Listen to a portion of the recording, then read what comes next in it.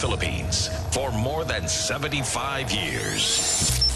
Ito po ang Presidential Broadcast Service. Pakinggan, panoorin, agaran in real time, o balikan sa pag-scroll up and down. Mga balitang dapat malaman, impormasyong tunay at napakikinabangan. Saan ka man sa buong kapuluan. Bangon sa bagong sigla. Kababayan. Kasama ang social media. Powered broadcaster ng bagong mamamayan. Tapat sa pag-uulat. Ito po ang Presidential Broadcast Service sa Metro Manila. Radyo Pilipinas 1, 738 AM. 3.5 minuto makalipas ang alas 9. Ang mga latest, ang mga trending, ano na ba ang mga happening? Usap-usapan, siksik sa kwentuhang magaan at masiglang talakayan ng mga paksang siguradong inyong kawiwilihan. Bawat usapin, makabuluhan. Kaya people of all ages, kasali kayo sa Usap-usapan. Kasama si Ben Blones sa Radyo Pilipinas 738 AM at Radyo Pilipinas World Service.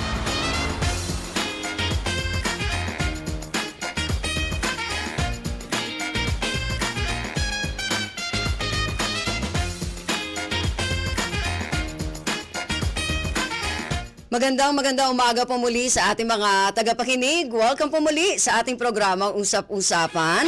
Ngayon pong araw na ito ng Sabado. Magkakasama-sama po tayo hanggang mamayang alas 10 na umaga. At syempre marami po tayong pag-uusapan pa rin ngayong araw na ito. Napapakinggan po tayo sa ating himpilan sa 738 kHz sa inyong mga radyo sa AM band, ang Radyo Pilipinas 1.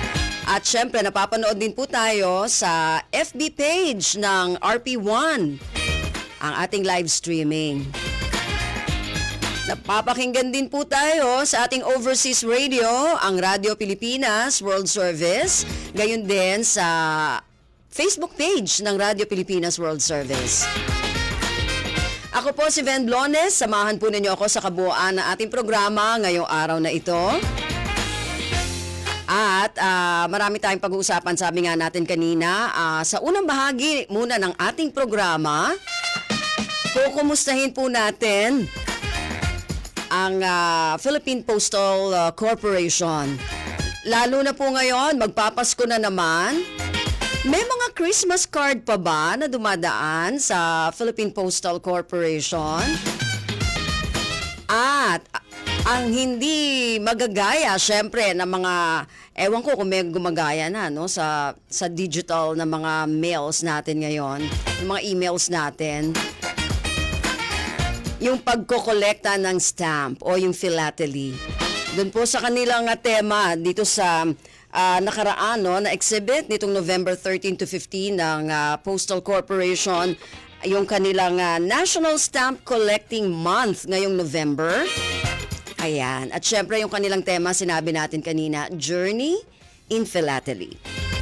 Nasa linya na po natin ngayon via phone patch, makakasama natin. Okay, ang Postmaster General at CEO ng PhilPost o ng Philippine Postal Corporation, si Postgen Luis D. Carlos. Postgen, magandang umaga po. Ay, magandang umaga, Ma'am Ben. Okay. Sir, okay po. Alam ko medyo meron kayong meeting ngayon at nagmamadali kayo. Pero ang una-una po natin gustong malaman, kasi sabi nga natin kanina kahit may mga emails na tayo, ang hindi talaga matutularan ay yung pagkokolekta ng stamp o yung philately. At nalaman natin na meron kayong isinagawa na exhibit, kaugnay ng National Stamp Collecting Month ngayong ngayong November. So, Post-Gen, doon sa mga nakikinig sa atin na hindi masyadong alam itong tungkol sa philately, baka pwede po natin muna itong ipaliwanag. Yes, yes, Ma'am Ben. Good morning sa lahat ng nakikinig, no, sa Radyo ng Pilipinas. Well, yung aming philately is basically the collection of stamps, no? And it's something na it's an old hobby na siguro yung mga bago nating kabataan hindi masyado nilang tinitignan. So, alam mo kasi yan, yung philately, yung collection ng stamps, is something na na pag tinitignan mo kung meron ka mang isang laro, isang photography, no? Pag nag-photography ka as a hobby, minsan naiiwan mo na yung camera mo. Hindi. Ito, pag pinanood mo yung stamps mo, kahit iwanan mo siya, pagbalik mo, ganun pa rin ang pinanood mo, no? Mhm. With that, we have a National Stamp Collecting Month this November, no? Ginawa namin yung including sa 256th anniversary basically ng founding anniversary ng Postal Service dito sa Pilipinas. Mhm. 256 years na siya, Ma'am Ben. Wow! Oo. It started in the Spanish time, no? Mhm. So, sineselebrate namin yan at saka sineselebrate namin yung National Stamp Collecting Month. Mhm. And Mhm. gumawa kami ng isang maliit na celebration starting last Monday up to Wednesday. In that Monday, we issued a stamp on stamp. It's called a stamp na nasa stamp siya. In-issue natin yan, linaunch natin yan noong Monday sa Mall of Asia. At maraming dumating kasama namin ng Department of Tourism in that event, no? Mhm. And on the second day, we launched also a stamp for November 14. Mhm. We launched naman the historical dogs. It's a definitive stamp. Magkakasama sila ang 8 historical dogs. Kasama doon yung aso ni Rizal, si Usman. Oh. Kasama sila Saver. Mhm. 8 of those historical dogs. Galing yun sa isang national historical person na si Mr. Ian Alfonso, naglabas na ng libro about historical dogs, no? Mhm. And it is something na we ought to issue a stamp at linaunch namin yun. Nandoon yung mga descendants nung taga Zamboanga na isang aso, no? Oh. Si Torpe, maraming 8 stamps na linaunch, no? Mhm. Mhm. That's November 14. On the November 15, in the National Collecting Month also, we issued, kasi this month also is the Children's Month. Mhm. Mhm. So, nagbigay-pugay tayo sa mga bata na nagsasabing ito ang ating kinabukasan, no? Mhm. Mapapansin naman natin na lahat ng tao binibigyan talaga ng importansya in terms of nutrition, in terms of healthcare, in terms of magiging bagong pag-asa ng ating, kasi I believe it's the children who's gonna be taking place pagkatapos na nating itong mga edad natin. Aha. Sila na ang maghuhubog Aha. ng ating bayan, no? Mm-mm. Ano man yung mga pagkukulang nating mga matatanda, tingin ko the values of those children Yes. have to come into play in the next coming years to come. Kaya na minarapat namin na mag-issue rin kami ng stamp for the Children's Month. Mhm. So, yan ang malaking event from Monday to Wednesday. Mhm. Is part of the whole philately. Kasi binubuhay namin, no? Halos lahat kasi ng bata, Ma'am Ben, hindi niya na pinapansin ang mga stamp. Totoo. Totoo. Alam po, yes, totoo po yan, Post Jen. Makasabat lang ako kasi may kausap nga ako dito, nakasama natin nung binanggit ko yung philately Sabi niya, ano yun? So, first time na talagang narinig yung philately. Kaya sabi ko, dapat mabigyan natin ng information din, yung mga kabataan natin na merong ganitong hobby, yung iba, may mga grupo-grupo pa nga po, di ba, Post Jen? Correct. There are collectors na mga 60, 50-year-old collectors coming from Cebu, coming from Manila, coming from Quezon, coming from pero siyempre they're dwindling, no? And hindi ko na maano because of the digital age. Yes. We're really thinking of bringing the stamps in the digital form also. Ooh. Merong tawagin natin yung sa Netherlands, doon ako nakakita ng pumunta rito yung printer meron silang isang rockstar doon, hindi ko kilala pero kilalang-kilala daw doon si Marvin Garrix, no? Mhm. At dinagay niya, pag in-scan niya yung stamp ni Marvin Garrix, pumupunta siya sa cellphone mo at tatawag siya at tutugtog siya, and it's called an augmented reality. Oh, wow. Aba, So, pwede. Oh, so linalabas natin 'yon in short, habang tumutugtog siya, na pwede kang pumunta doon sa likod, nagbe-bass siya. Nag-o-organ siya. Mhm. Pwedeng pumunta yung grupo doon. Sa likod niya, makikita ka sa cellphone, doon sa nanonood sa cellphone, and at the same time, pwede kayong kumanta kasama niya. Pero Mm. basically, an augmented reality. Ayun. So, you were thinking na dalhin namin sa mga bata yan, so since they're of digital age, nandito tayo, dalhin namin yon, scan the stamps, and hopefully, katulad ng mga Korean pop, di ba? Mhm. Mga BTS, and it's all being sold out in Korea. Aha. Pag in-scan nila yung stamp, talaga nagkakaagawan yung mga bata. But now, they understand what a stamp is, right? Yes, oo. Oo. It's about time nga po na gawin din natin yan, ano? At saka, yun na nga, ipakilala natin muli itong philately dahil dati talagang ang dami na nagko-collecta talaga, no, ng stamp. So ito yung medyo, ayun nga, sabi mo kanina, post-gen, medyo nag-dwindle, ano? Kasi nga, because of the digitalization. Oo, hindi lang medyo. You were talking about the Christmas cards, Yeah, the opo. Valentine cards, the love, those love letters, Mm-mm. the birthday cards. Alam mo ba na yung cards na yan alone is almost 1 billion pesos of revenues that we lost already. Oh, okay. Oo, malaking nawala. Meron nagpapadala pero madalang na siya. But at the same time, kasi ngayon pwede mo nang i-text yun, di ba? Mm-mm. Kumakanta pa, Merry Christmas.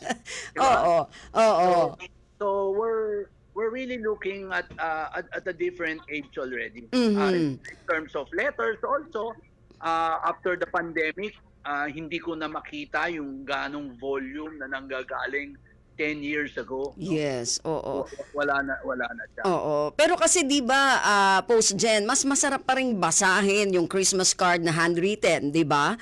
O na pinadala mo talaga sa mail, sa snail mail, tapos hinintay mo ng 1 linggo or 3 araw, tapos pagdating sa iyo may pabango pa. 'Di ba? Correct, Parang siguro doon sa mga iba parang mas gusto yung gano'n, ano?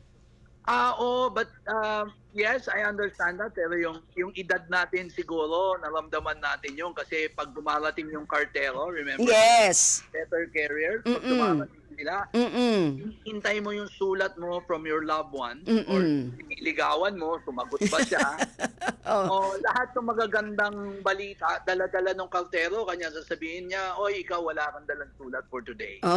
Pero, ikaw meron kang dala. Pero dala rin niya kahit na magandang balita Mhm. o masamang balita, siya rin ang dala-dala, no? So he's a Totoo. very respected person. Mhm. Everybody's waiting. Ay, ayan na si Mamang Cartero. Yes, oo. Ito na ang dala-dala niya. So, hindi na nila nakikita kasi halos ang pumapalit dyan yung mga individuals na nagdi-deliver sa'yo ngayon. Di ba? Totoo yun, totoo yun. Mag-o-order ka na online at darating na sa'yo in the next day or two. Oo, may love letter na rin, may flowers pa, may kakanta pa sa'yo. Pero di ba post-gen, meron din ganyan ang Philippine Postal, ang PhilPost? Well, during Valentine's Day, the singing cartero, we call them, kumakanta sila for pag dumarating, padadala ng bulaklak. Tapos, mayroong kakantang sarili, no? Na kartero, darating sa'yo, kakantahan ka, may dala-dala siyang bulaklak. But it's basically in the main cities, no? Medyo hirap kang i-develop yung program na yun doon sa far-flung area. Post-gen, paano yung ano? Kasi ang balita natin, ewan ko kung hanggang ngayon totoo pa rin, na yung mga legal document, yung mga legal na dokumento, kailangan pa talagang sa PhilPost dadaan? Oo, kasi the courts are saying it has to be registered, no? So, it has to be a registered mail. Mhm. So, Mm-mm. halos lahat ng courts ngayon na si PhilPos as a GOCC Mm-mm. is doing that for free to the courts. Mhm. Alam mo, Mhm. yan ang isang masarap na gawin para sa kababayan natin pero hindi nila alam na lahat ng dinideliver namin sa courts are registered, are free of charge kung tawagin natin yan. Oh, okay, okay. That's what they call a franking privilege. Mhm. It's a franking privilege. About 80% of yung volume ng franking privilege kasama ang House of Representatives, Senate. Noong 1992, binigyan ng batas. Naging korporasyon si Post Office. Mhm. Pero after that, but before that, nagbigay ng franking privilege. Hindi tinanggal yun. Mhm. Alam mo, ang Post Office, kanya-ganyan ang minsan masasabi natin ang serbisyo. They say it's snail mail, which Yes. I always accept. Mhm. It doesn't get a single centavo from the National Treasury. Mhm. Hindi Okay. alam ng tao 'yan na gano'n tapos meron ka pang franking privilege na it's a responsibility that by law Mm-mm. kailangan mong gawin. Sinasabi namin sa kanila na may gastos na kasi yan. Pag dinala namin yung sulat mo, yung subpina mo, Yes. dadalhin namin let's say sa Cebu or sa Makati, there's a cost to every one of that. Kanya lang, siyempre, i-invoke ng court yung franking privilege, di ba? Yung batas. So Yes. wala kang magawa, no? Kanya yung pera sana, and then you don't get any funding from the National Treasury. Ang nangyayari ngayon, kung ano yung kinikita namin, yun lang ang dapat naming gastusin. Or lahat ng panggastos namin, kailangan manggaling doon sa kita namin. Hindi kami makapag-invest. Ganun pala. Makapag-invest sa mga bagong sistema. Yung mga post office namin, mapapansin mo, medyo dilapidated na siya. Oo nga. Di ba? So, it is something that we would like to be at par with the private couriers, no? Yes. Kasi Oo. Miss Ben, yung postal administration natin is a signatory to the United Nations under the Universal Postal Union. Kanya kung ako magpapadala ako sa US, ang tatanggap ng sulat mo o ang tatanggap ng parsela mo ay coming from ang tatanggap na administrasyon doon ay United States Postal Service. Ganun din sa Japan, ganun din sa Korea, part tayo ng membership ng buong Postal Union. And that is something, meron kang tinatawag doon sa pinirmahan ng Pilipinas, meron kang tinatawag na universal obligation. Ang obligasyon mo magdala ka ng pinakamabilis at pinakamatapid sa lahat ng area ng buong Pilipinas. Na ang gumagawa lang nun, yung postal administration, ang gumagawa ng mga private courier, dito lang siya. Dito lang siya sa sentro kasi dito lang siya kikita. Dito Okay. sa Maynila, pupunta siya sa Cebu, sa Davao, yun lang ang gagawin niya. Pero yung sinasabi nating malalayo, yung hindi nila maabot, hindi nila gagawin yun. Ang gagawin nila, ibibigay niya kay post office, post office, ikaw na magdala. Okay. So yun naman pala, no, meron pa rin tayong edge o hindi naman edge, pero meron pa rin pala tayo na naggagawa ng PhilPost na hindi ginagawa ng mga pribado, no, ng mga courier. Oo, yun ang sinasabi namin sa wala kasing regulatory body ng postal, no? Siguro mga 100 plus yan, yung private courier na yan. Hindi mo pa nasasabi yung mga fly-by night dyan. Ang nagiging masakit lang kasi is you don't get a single centavo from the National Treasury. I understand that we are a government-owned and controlled corporation. How can we invest? Tapos may franking privilege ka ng mga kalahating bilyon.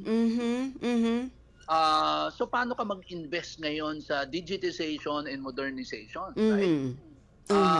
So napabayaan. So what I'm saying, in the future, the mails have been going down. Di ba? Alam Yes. natin, yung sulat, bumababa ng bumababa. Right after the pandemic, ayaw niyang bumalik. Hinihintay ko siyang bumalik. 2023, halos lahat ng negosyo nagbabalikan, pero yung sulat, ayaw bumalik.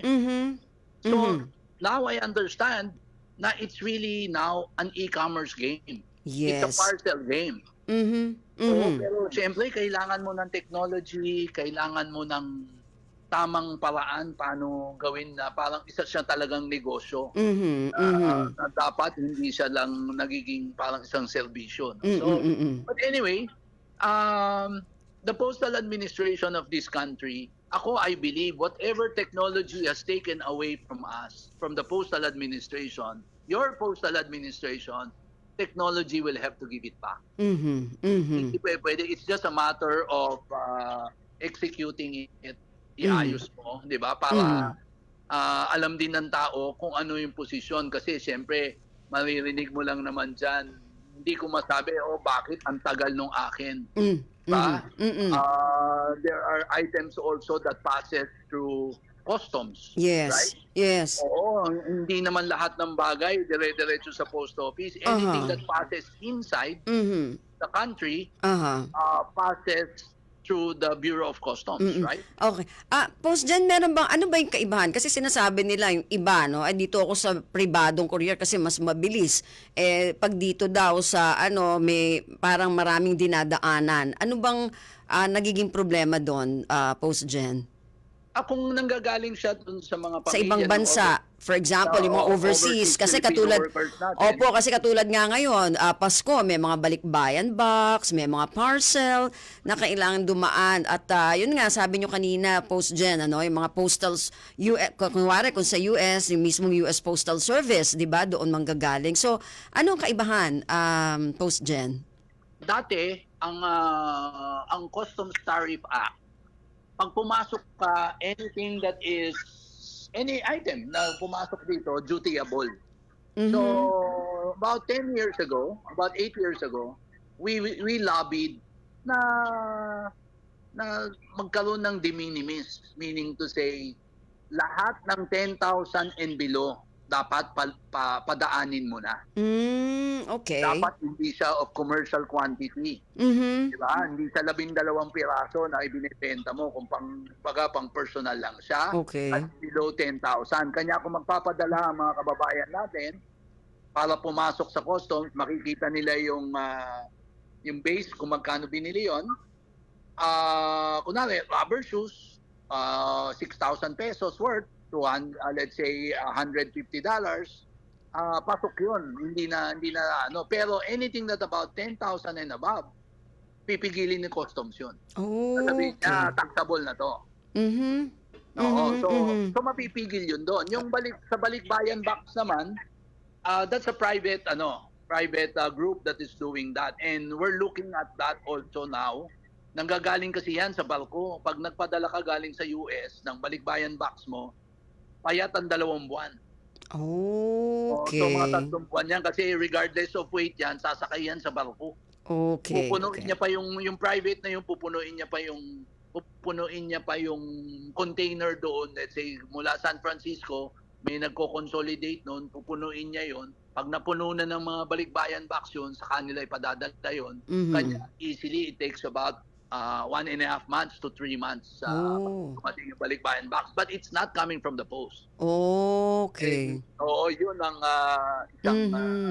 isang kakaibahan nun. Pero ganun pa man, we signed a memorandum of agreement with the Bureau of Customs para bumilis ang parcela kasi we understand now in our end, it's a parcel game. It's not anymore a letter game. Diba? Tama po, tama. Oo. So, kailangan lang investan ngayon yun, no? You have to put up a very good customer service. You have to find, di ba, nakita mo, pag siguro bumibili ka ng e-commerce mo sa mga Lazada, sa mga Shopee, pagbili sa'yo, nasa telepono na yung proof of delivery niya. Yes. Kukunan ka niya o pipirma ka dun sa cellphone niya, sasabihin niya, natanggap ko na. Hindi mura yung sistema na yun. Okay.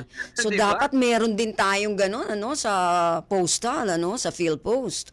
Oo, yun ang hinihingi namin. Humihingi kami ng konti para mabayaran lang yung Oo. franking privilege.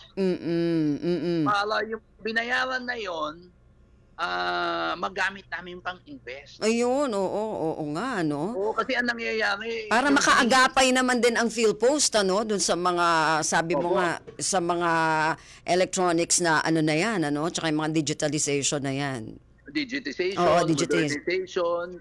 Kasi yung mga Japan Post, Korea Post, United States Postal Service, Australia Post, yung mga yan, may mga sariling sorting machines yan. Na sort niya yung parcela niya. Pag bumagsak dun sa bin, ito papuntang Quezon City to. Ito papuntang Cubao to. O papuntang Makati to. And then everything. So, pag kinuha na nung kaltero natin, operationally, kaya mong, itong grupo na to pupunta. Pag dala-dala naman ng letter carrier, sana, pinoprograma namin yon na mailagay na rin siya sa telepono. Ayun, naku, sana ganun, ano, para talaga makaagapay tayo. Pero Post Gen, ano, kumusta naman tayo kumpara dun sa ibang mga postal services sa iba't ibang lugar sa mundo? May dalawang klaseng sa UN, sa UPU, no, sa Postal Union. Isang developing country at saka isang industrialized country. Meaning to say, yan, si United States, industrialized country yan. Si Japan Post, industrialized country yan. Yes. Korea Post, industrialized yan. Australia. Tayo, kasama natin ang Cambodia, kasama natin ang Myanmar, are developing countries, kung tawagin. So, actually, it's just a matter of giving a shot or an investment to the arm of the postal corporation. Bigyan mo lang siya ng pera at itama mo lang, maging good governance, malinis ang pamamalakad mo. I don't see anything that will go wrong. That's why in the Bagong Pilipinas program that we're moving on also, sinasakyan namin yung Bagong Pilipinas na yan. Siyempre, yan ang namin. We have to move forward and do a different kakaiba, di ba? We have to do something different. For us to be honest with you, I'm just 6 months old in the postal as a Master General, but I've been there. I've been an inside guy for the last 14 years. 15 years, pero ngayon lang ako naging Postmaster General 6 months ago. Oh, okay. And, we feel that we can deliver to the administration of PBBM this Bagong Pilipinas na kailangan lang namin trabahuhin yan, iayos yung operations at mag-invest sa mga sistema. Ayun, oo, no? Para talagang makaagapay din tayo sa teknolohiya, di ba, Post Gen? Yes. Ma'am Ben, babalikan kita after the next 6-8 months or maybe in the third quarter of 2024. Sige, sir. May procurement di ba? Oh, May okay. procurement. Hindi ko pinapangako sa iyo in the third quarter of 2024 mangyayari yan, pero since the President and Department of Budget and Management saw also the potential, ngayon tinutulungan nila kami na nabayaran kami kahit papaano dun sa franking privilege namin. Pero yung franking privilege na yan, 2021 pa sinisingil yan. Sinerbisyo na yan 2 years ago. Ngayon lang binigay. So hinihingi namin sa sa Senate at saka sana magkaroon lang kami ng kahit papanong reimbursement of subsidy this coming year, 2024. Bako binigay nila yung 2023, tandaan mo, ang empleyado ng post office sa malalayo, Ma'am Ben, you're talking about 6,500 people. Okay. Yun na nga eh. Yun pa Paano mo nga, kasi no? sweldoin yun? Si civil service nasa likod mo. Oo nga. Nako. So, siyempre, bago ka mag-invest sa sistema, mabayaran mo muna yung sweldo ng tao. Yun na nga. Oo nga eh. So marami pala talagang dapat na ayusin, Post Gen. Nako, 6 na buwan ka pa lang dyan, pero mukhang marami ka na pinoproblema sa iyong posisyon. It's a challenge and I would like to help this administration. Ay, nako, dapat po talaga, sir. Oo. Para masabi naman kahit papaano Mm-mm. na nakatulong ang post office sa administrasyon ni Mm-mm. Presidente. Although hindi kami napapansin, maliit lang kami, quiet lang kami sa gilid, which is good also. Pero darating din ang panahon that I believe it's a sleeping giant. Mhm. It can help in the gross domestic product, especially in e-commerce Mhm. and the logistics Mm-mm. of the country. Mm-mm. No? Mm-mm. O, Mm-mm. meron kaming binabago namin ngayon, natatandaan mo yung Ma'am Ben, yung zip code. Okay. Oo, yung zip code, Oo. binabago namin yan. Aha. Aha. Na all the way to the barangay already. Mhm. Mhm. Kasi yung 4 na zip code natin, hindi na siya tama. Ngayon, hindi na tama namin. Ginagawa na namin 7. Yung Oh. dalawang, natatandaan mo yung movie na Beverly Hills? Mhm. Mhm. Diba? Yung, CA California Yes.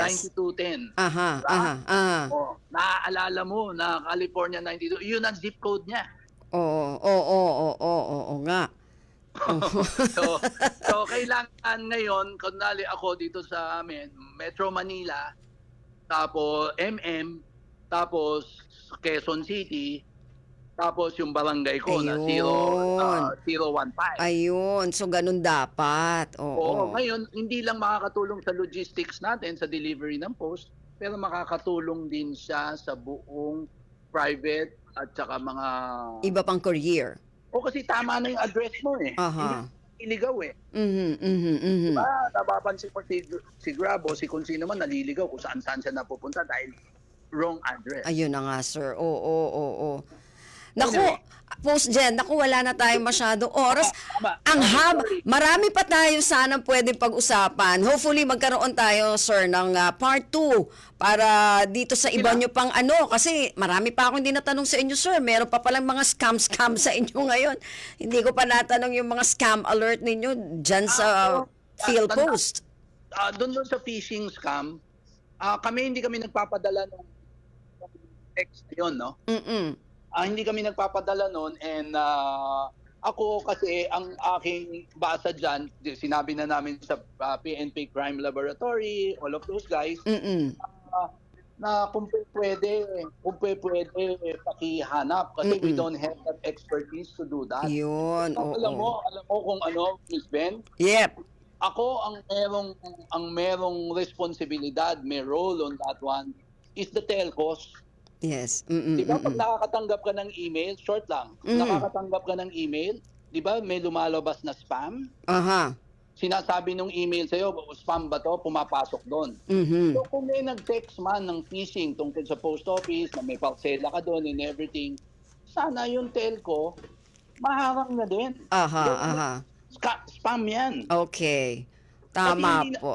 Kasi lahat ng tao naka-telepono, pipindutin mo lang din, di ba? Totoo po, totoo. Pasensya ka na. Ay, Very naku, sir. short, pero ako, Oo. I think that's something that they have to understand, that the telcos has a play. Yes, tama po yun. Tama po. Oo. Naku, sir, sige, Sige sa po. susunod ulit, post-gen, ha? Sige, Tatawag I na. have to go Opo, sa part 2 na lang po natin yung pag-usapan. Mas mahaba. Di po ba? Sige po. Thank Sige. you very much. Thank you din Good po. morning. Sa ulitin po. Have a nice day. Opo, sir. Maraming salamat po. Si Postmaster General at CEO ng Philippine Postal Corporation, si Post-Gen Luis Carlos. Antabayanan po sa second half ng ating program. Nako, maganda ito. Tungkol ito dun sa keychain microscope. Pag-uusapan natin yan sa ikalawang bahagi pagkatapos ng ilang paalala. Nasaan ka man, kasama nyo ang Radyo Pilipinas. Kaya naman, we placed 5th sa overall ranking sa Nielsen September 2023 Poll Survey. Be it on the road or at work, we are there to deliver the latest and freshest news while dismissing misinformation at disinformation. Thank you for your continuous trust. Tapat sa pag-uulan Radyo Pilipinas 738 AM. Katotohanan sa bawat impormasyong makakalat. Yan ang layo ng Media and Information Literacy Project ng Pamahalaan sa pangunguna ni Pangulong Ferdinand R. Marcos Jr. at Presidential Communications Office. What we are fighting for is the truth. Because the very first casualty of all of these sometimes sinister, sometimes just mistaken, misguided activities, the first victim, the first casualty is the truth. Positibo naman ang pamahalaan na sa pamamagitan ng kampanyang ito ay magiging mas mapanuri at mabusisi sa pagkilatis ng impormasyon ang bawat Pilipino. We will help them, but people have to learn to be able to discern for themselves what is real and what is not, what is propaganda, what is fact, what is data, and what is speculation. Tiyakin ang katotohanan. Fake news ay labanan. Isang mensahe mula sa Presidential Communications Office at Radyo Pilipinas. Ilang araw na lang, Pasko na! Ang bilis ng araw, hindi ba? Siguro ay nagsisimula na kayong mamili ng mga panregalo. Kaya narito ang ilang simple shopping tips para sa inyo. Iset ang budget para maiwasan ang overspending. Ilista ang mga re-regaluhan at mga planong bilhin para walang makalimutan. Mamili ng mas maaga para hindi makasabay sa dagsa ng iba pang holiday shoppers at hindi abutan ng mahabang pila sa mga cashier.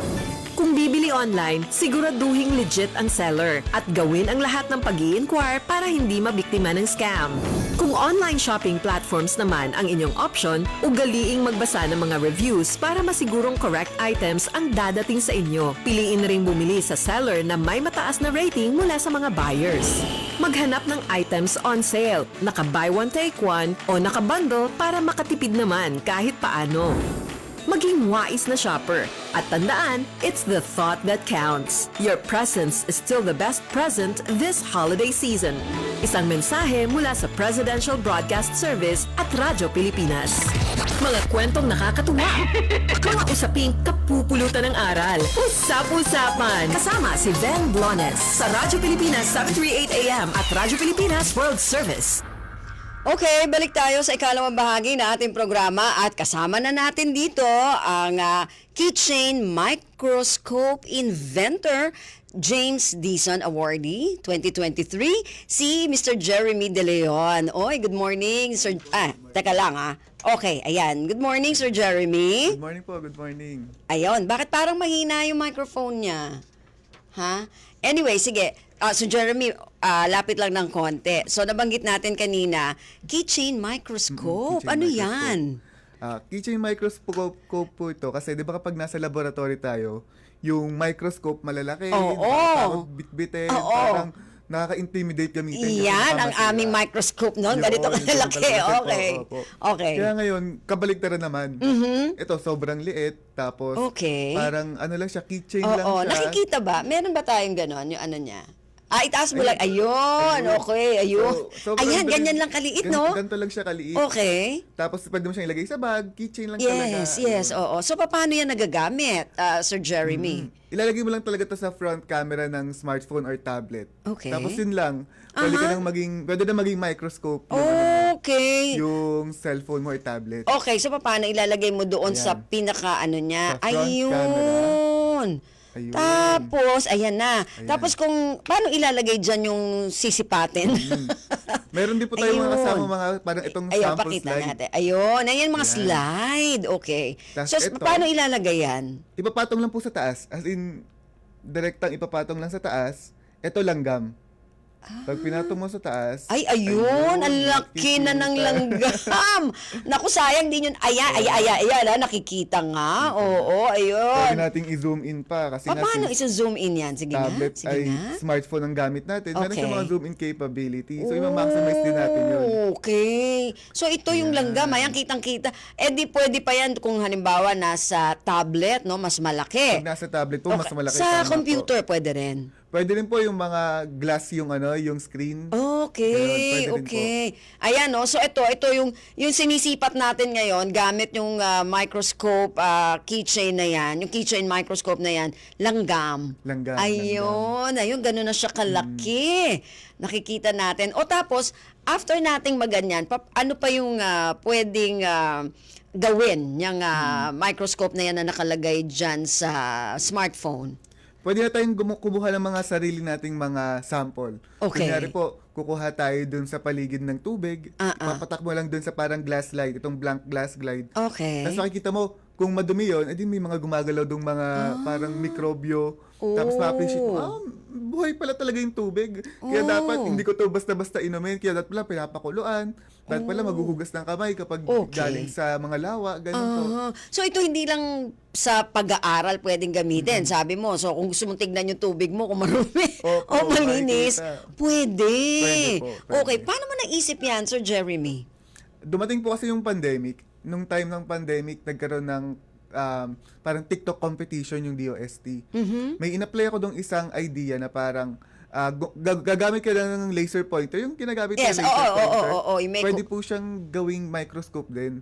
Pero medyo mababang klase. Okay. Nanalo okay. po yun ng 20,000. Oh, wow. O tapos? Nung nanalo siya ng 20,000, naisip ko, dapat hindi lang ako yung nakaka-try nito, dapat buong Pilipinas o kung yung mga ibang bata rin kasi pandemic nga eh. Oo. Parang sarado yung mga classroom, Oo, walang oo. mga gamit, nasa bahay lang. Parang hindi lang ma-appreciate yung science. Oo. Kaya yung 20K, ginawa ko, binuhos ko para makabuo ng isang prototype Okay. na improved version noon. Kaya yun na yung microscope. Okay. So, anong tawag natin dyan? Microscope. Microscope. Bakit microscope? Kasi po, yung TikTok account ko noon ay Jerry Make. Kasi ako, Jeremy, gumawa, make. So, Jerry Make. Oh, okay. Hindi naman siya microscope talaga, hindi naman talaga siya macroscope. Kasi kitaway ko na lang make-roscope. Okay. So, ano to? Balita ko nasa programa din ito ng DOST, ano? Opo, yung tama. iyong paggagawa nitong keychain microscope na ito. So, kwento mo nga, Sir Jeremy. Nung pinakita ko to sa TikTok, sabi ko, gusto ko magpamigay sa buong Pilipinas 1,000 piraso. Okay. Tapos, pinost ko sa TikTok, sabi, why not apply it on a DOST na agency, gano'n. Okay. Kaya po lumapit ako sa DOST TAPI. Ayun, okay. So, natulungan ka naman ng DOST dito. Natulungan po ako ng DOST TAPI kasi initially, 1,000 pieces lang po yung ina-apply ko. Oo. Tapos, nakita ko yung pagtanggap ng mga tao sa TikTok, mga comment nila, ganyan sa Facebook. Kaya ang nangyari, yung 1,000 pieces, ginawa nilang 3,000 pieces. Pieces, okay. Yun po. So, yung 3,000 pieces na yan, ano na yan lahat? Naipamigay na? Meron Or po, naibenta? napamigay na po. Halo po siya eh. 1,000 pieces doon, napabigay ng libre. Yung 1,000 doon, binili ng isang foundation. Okay, Tapos okay. yung 1,000 doon, naubos po sa online shop. Oh, wow! Kaya po, Oo. Sa online shop mo? Sa online shop po, mga sa website po, mga ganun. Sa ibang mga website. Apo. O kasi ito pwedeng gamitin nga ito sa mga virtual classes, 'di ba? Tama po. Ng mga estudyante. So, kung sakali na bibili yung mga estudyante o yung mga school, syempre yung mga ibang school, 'di ba? Baka pwede nila ipamigay din to sa mga estudyante nila. Paano sila? Saan sila bibili? Saan sila makakabili niyan at magkano usually? Kadalasan po meron tayo sa Shopee, Lazada yan. Pero yung mga pre-order po ngayon, kasi magpapasko na, ang dami pong nag-order. May pre-order sa website ko po, sa jerrymake.com.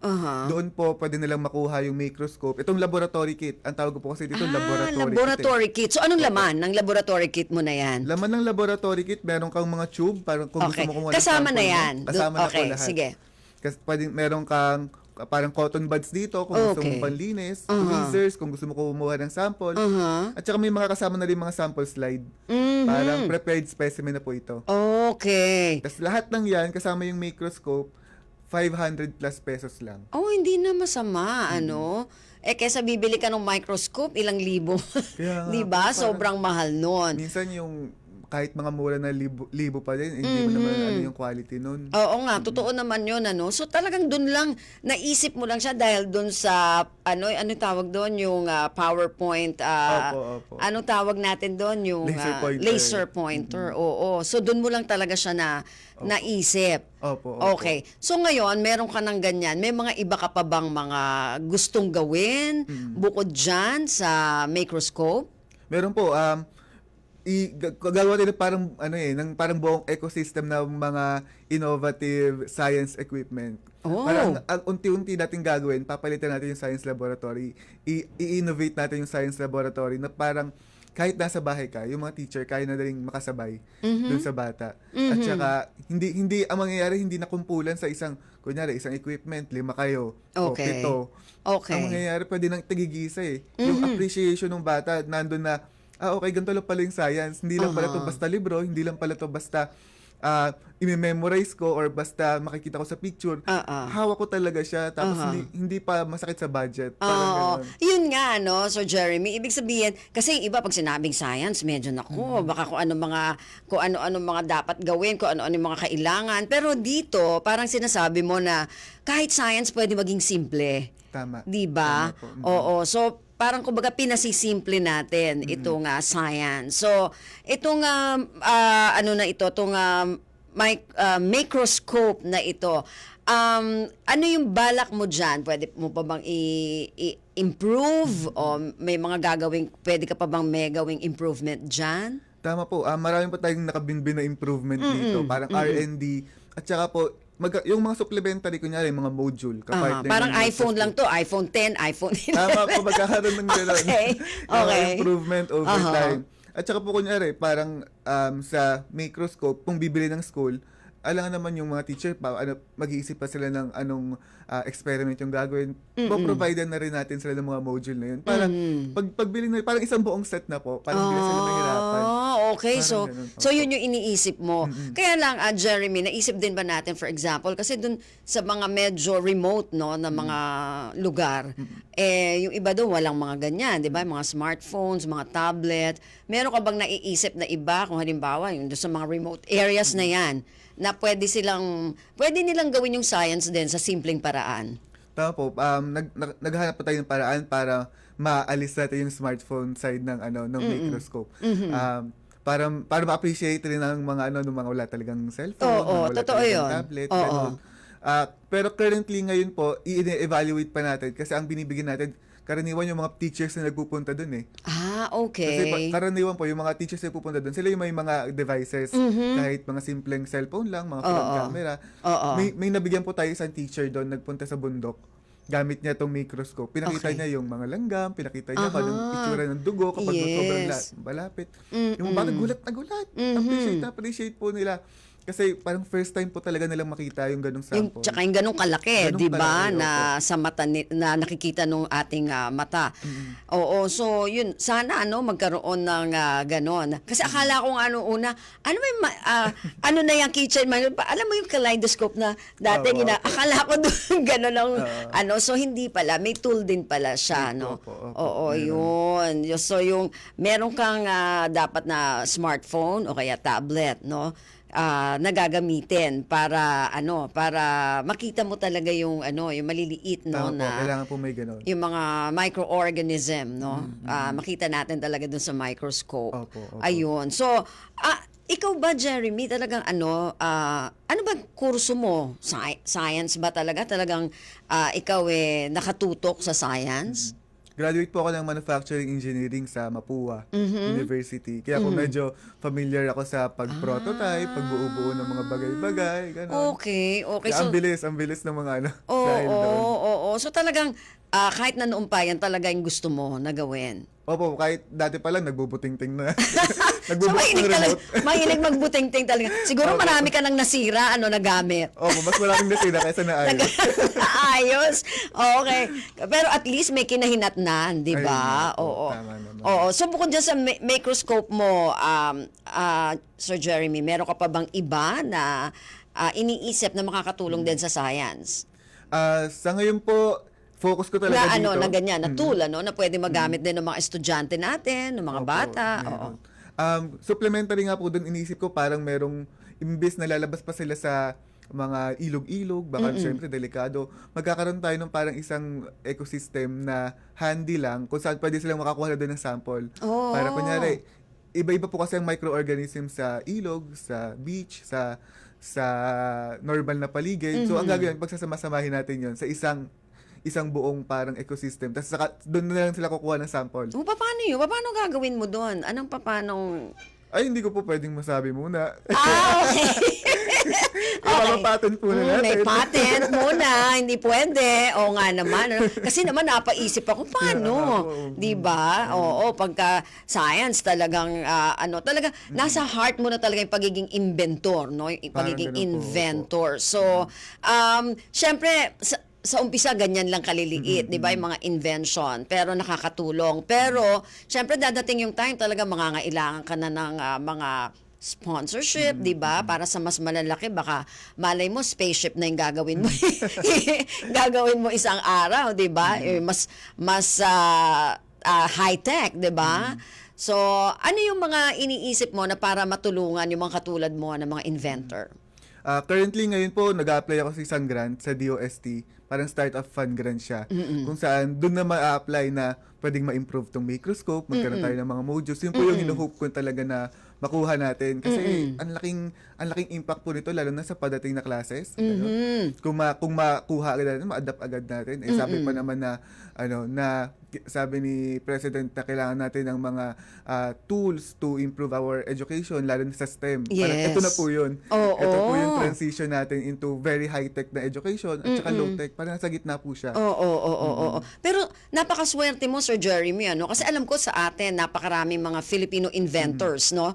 Na hindi nabibigyan talaga ng pagkakataon na ma-showcase yung kanilang mga gawa. Pero ikaw, napakaswerte mo dahil na ipakita mo ito. So, ano masasabi mo, anong gusto mong ibigay na mensahe dun sa mga inventors natin, ano? Lalo na yung mga kabataan din na katulad mo.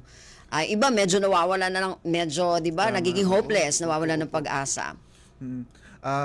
Ang pag-iimbento po kasi ay hindi lang siya isang proseso eh. Para siyang iteration, and kung win or fail yung yung resulta nun, kailangan mag-move forward ka.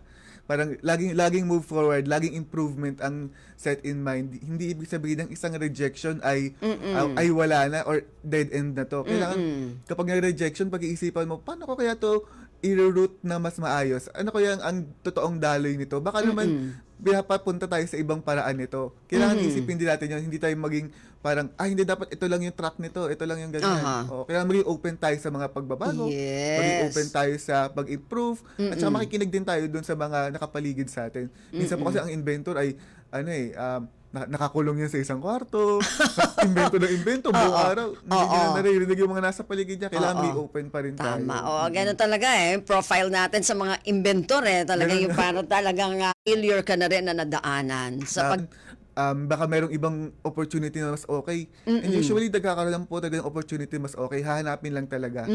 Kasi kung magsistay ka lang doon sa isang rejection na parang, hindi ako natanggap dito. Hanggang dulo, yun pa rin yung sasabihin mo. Ang sama sa pakiramdam. Parang hindi deserving yung innovation mo para sa ganong pakiramdam. Kailangan maghanap ka ng bagong opportunity na parang, hindi natanggap dito, apply ako dito sa isa. And then, eventually, yun na po. Ayun. Nako, wala na tayong masyadong oras, Sir Jeremy. Pero ang ganda nitong bibili ako niyan kasi kasi parang gusto ko nga makita yung mga tubig namin dito 'di ba? Baka marami ng tawag diyan. Panregalo po sa pamangkin. Pwedeng panregalo sa mga estudyante ninyong mga anak at pamangkin. So sige, Jeremy, bago tayo magbalita. Sige, imbitahin mo sila na makabili niyang iyong microscope. So, kung sino man gustong bumili ng microscope, available ito sa ating website, jerrymake.com. And then, nagkakahalaga lang ito ng 549 pesos. Sobrang mura. Oo, makakagamit ka na, Makakagamit ka no? Okay. Naku, Sir Jeremy, maraming salamat at na-excite ako dyan sa iyong microscope na yan. So, maraming salamat, Sir Jeremy. At syempre, maraming salamat sa mga nakasama natin sa ating programa ngayon. Sa technical side, kay Rolly Bumatayo at kay Joy Timidan. Samantala sa production side, kay Miss Bea Gaza de Guzman at kay Erwin Peñano. Maraming salamat po sa inyong pakikinig hanggang sa susunod. Ako po si Ven Blones. Maganda umaga po. Antabayanan, kalipunan ng mga balita sa inyo.